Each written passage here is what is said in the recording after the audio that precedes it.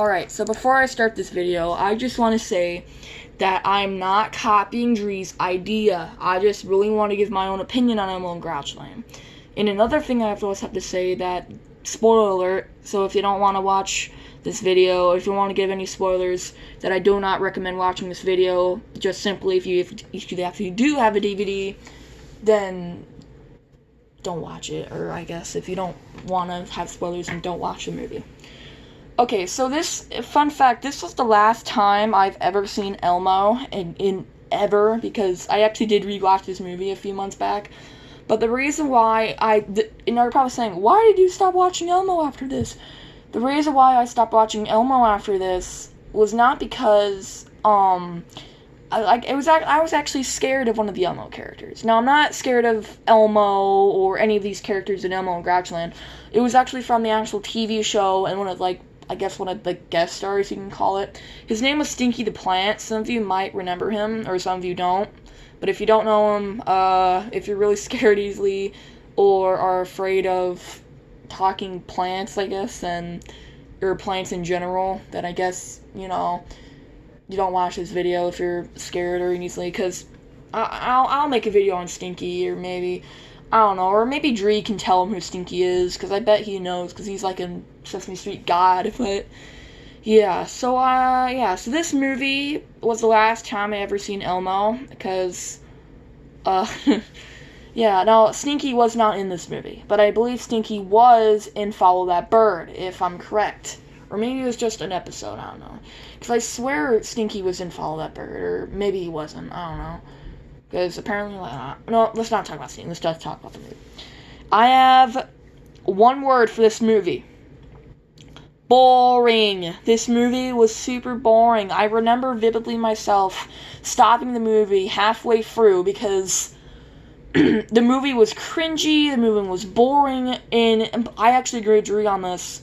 The movie was rushed because they just wanted this.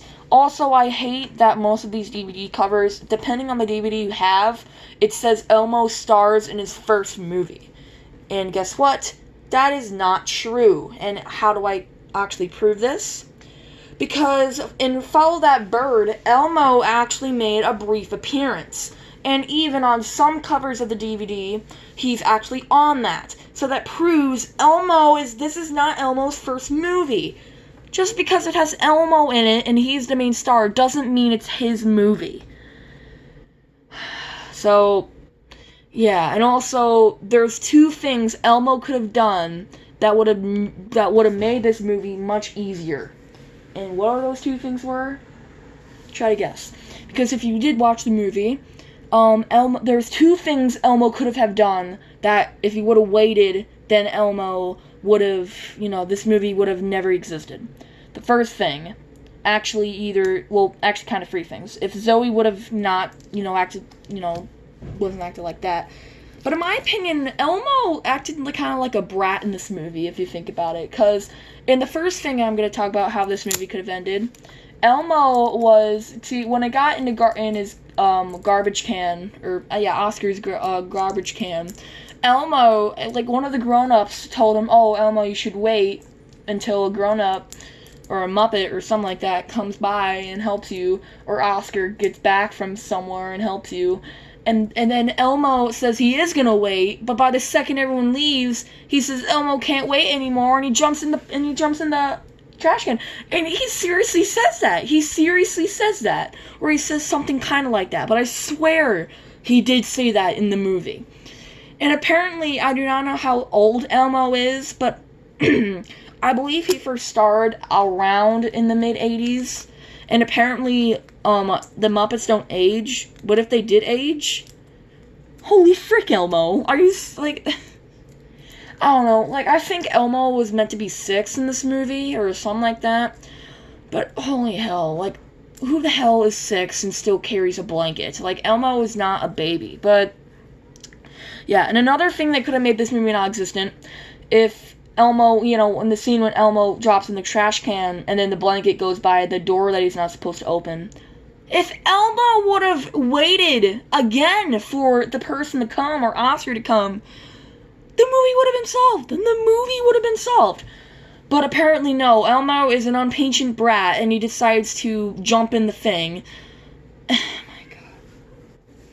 And I know this movie is, like, in my opinion, this movie actually teaches two things. Like, the movie is mainly supposed to teach about sharing. But in reality, this stuff is actually teaching kids about sharing and patience. Because if Elmo would have waited 2 times, he had 2 chances, but he decided not to wait. He decided to get the blanket, and then this crap was born. So, yeah, this movie was also boring. Because I remember as a kid, I stopped halfway through the movie because it was that boring.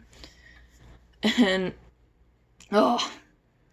Yeah, so also the villains in this movie, since I never watched the entire movie, I do not know who that lady is in the cover, but I do know who that other man is on the other side. Apparently in the main story, he supposedly goes to Grouchland and takes things and says it's his. I think that's what he did. I don't know, it was really weird. Also, he had, like, this pet beetle guy, but he didn't do crap. All he did was make Elmo dance like a weirdo, and seriously, every time I see Elmo dance, it's cringeworthy. Like, this movie was freaking cringe.